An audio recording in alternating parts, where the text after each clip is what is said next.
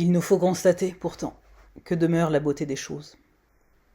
Je connais très bien le risque, que dis-je, la tentation de sombrer dans le pessimisme et le bellicisme. Bien sûr, la force et le courage qui nous viennent lorsque l'on commence à se considérer en guerre contre les ténèbres, au lieu d'en demeurer victime ou proie. Et pourtant, je te dis qu'il faut choisir la vie et ne pas craindre le bonheur. Même dans le pire des temps, même à la fin des temps. Je veux croire à ma propre chance d'être heureuse, et je voudrais que toi aussi tu y crois, au tien, évidemment. Enfin, lectrice, si tu veux croire à ma part de bonheur, je t'en remercie, je prierai pour la tienne également. Je regarde le soleil qui se lève, malgré tout, et la beauté de ce qu'on appelle l'aurore. Tu sais, je cite ici, sans en avoir l'air, la fin d'Électre de Jean Giraudoux.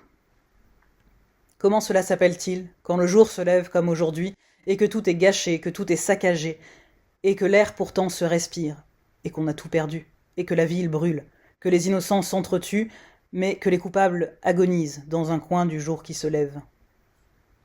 Cela a un très beau nom, femme Narcisse. Cela s'appelle l'aurore. Fin de citation. Et ce soleil qui lave tout par sa lumière, ce soleil qui pardonne tout, donne l'espérance et tranche dans l'ombre de la nuit. La réelle. Pour nos cerveaux, il faudra attendre encore et s'efforcer, oui, s'efforcer. Mais déjà nous voyons bien, malgré nous, souvent, que le jour révèle une herbe folle, un oiseau moqueur, un nuage rose, une bulle de savon, un fragment de statue ou le souvenir d'un chant. Dans tout cela, dans la nature et dans l'art, il est encore une transcendance. Il est encore l'envie de saisir autre chose, l'envie de transmettre, de parler d'autre chose. Oui, lectrice, ce que l'on transmet dépend grandement de qui l'on est, de ce dont on parle, de ce qui nous brûle la gorge ou les yeux quand on regarde l'univers. Mais enfin, l'artiste par essence est déjà entré dans la grande aventure du témoignage de quelque chose, du témoignage à la vérité. Laquelle ? Débat stérile. La sienne, la mienne, celle de son époque ou celle d'après. Une artiste qui ressent la nécessité de créer n'appartient qu'à elle lui-même tout en appartenant au monde entier dont elle veut dire quelque chose. Et de ce bonheur qu'elle veut rêver malgré le monde lui-même. Oui, l'artiste sans renoncer à regarder la cruauté du monde dans le blanc des yeux, la cruauté ou la crudité, d'ailleurs. Sans lâcher cela des yeux, l'artiste, comme le mendiant de la pièce, embrasse également la grande contradiction de la sève qui monte en nos vies et de notre désir d'avenir et de joie. On a beaucoup dit sur les artistes incompris, sur cet ego qui soudain se fait jour et préfère se draper dans la dignité de celui qui ne veut plus avoir affaire avec les humains, au lieu de continuer, patiemment, avec acharnement, à chercher à lui transmettre quelque chose. Récemment, on m'a accusé du péché de tolérance et de relativisme. Ce n'est pas grand-chose, on accuse une évêque de péché d'empathie. Et pourtant, j'étais prête à toute haine possible. J'étais debout de tout mon être, prévoyant bien qu'une artiste ouvertement queer chrétienne dans le monde qui est le nôtre recevrait des injures. Les violences verbales, en un sens, sont, ce n'est que mon avis, bien plus simples à recevoir. Les couteaux sont tirés, les lignes sont tracées, les jeux sont faits. Mais lorsque, et ce fut mon cas, il s'agit de commentaires mielleux qui cherchent à vous convaincre de votre caractère méprisable, à peine digne de rédemption, voilà comment se tournaient les commentaires que j'ai reçus, que je résume. Permets-moi de te rappeler que tu es dans l'erreur pour... Insère ici un point particulier de mes créations teintées de préférence de queerphobie ou d'antisémitisme, ce qui concernant des représentations de personnages bibliques est tout de même un comble assez choquant sans être surprenant. Tant que tu n'auras pas imploré son pardon, Dieu te vomira et te maudira, car ne pas condamner l'hérésie, c'est être tiède, et Dieu vomit les tièdes, qu'il te maudisse si tu persistes dans l'erreur. Fin de citation. Bon, honnêtement, lectrice, ce n'est pas la première fois qu'on me maudit. J'aimerais que ce soit la dernière, ceci dit. Je voudrais me saisir de ce fait, non pas pour me plaindre, mais pour terminer cet ouvrage sur cette question de tiédeur, de combat, de vertu, et tout ce qui s'ensuit, qui finalement est peut-être la suite logique de la somme précédente, ou simplement les derniers conseils que j'aimerais te partager. Premièrement, ceci est un extrait de l'Apocalypse, pas des évangiles, contrairement à ce qu'on entend souvent. Mais parce que tu es tiède et non froid ou bouillant, je vais te vomir de ma bouche. Apocalypse chapitre 3 verset 16, ici la traduction œcuménique de la Bible. D'une part, ce chapitre nous présente un dieu cruel, un dieu comme un arc-némésis hollywoodien qui viendrait écraser toute personne riche, toute personne non vêtue de blanc, toute personne qui ne se repentirait pas avec assez de véhémence, un dieu enfin qui pose l'équation aimer égale corriger au sens battre, violenter, anéantir. Où est le message de Christ là-dedans ? L'auteur nous propose une vision terrifiante de la fin des temps pour chercher à nous convertir de force, pour exorciser ses propres peurs face à l'avenir. Il devait voir, comme nous-mêmes aujourd'hui, des temps incertains avec anxiété et se disait sûrement qu'en promettant un avenir radieux après tout cela, qui ne serait qu'un creuset de purification métallurgique, il donnait un sens à une société qui n'en avait plus. On pourrait faire de même aujourd'hui et les prophètes de désastre ne manquent pas. Mais notre peur de l'avenir vaut-elle la peine de sacrifier le message d'amour et de rédemption, le message d'incarnation et d'expérience, de réalité et d'effort de Christ? Tu connais ma réponse, c'était rhétorique. On est un peu à l'heure des bilans, toi et moi, n'est-ce pas? Si j'étais une auteurice sérieuse... Attends, tu y crois encore? Je chercherais à résumer ma pensée et te laisser en quelques lignes l'essentiel memento de ce livre, mais je n'ai pas mis en exergue de ces pages l'extrait de Samuel Beckett dénonçant les pensums vides de sens et d'incarnation pour te faciliter ainsi la digestion de ma lecture. En revanche, ce que j'aimerais vraiment que tu aies retenu de toutes ces lignes tient peut-être en 3 mots: renouveau, amour, réconciliation. Car penser un Dieu trinitaire qui soit celui de la création, du salut et du soutien revient exactement à ces 3 autres mots que je viens de taper. Dieu de création, qui est la source. C'est là encore une autre manière de dire Père, sans le dire. De toutes choses, peut aussi bien les reconstruire, les rénover, quand bien même tout serait détruit. Yel nous offre les premiers et les plus radicaux des lendemains qui chantent.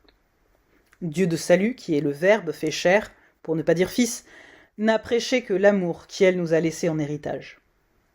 Dieu de soutien, l'Esprit, nous nourrit de cette perpétuelle capacité de réconciliation à nous-mêmes, à autrui, au monde, à Dieu et lui-même, par la grâce de son action en nous.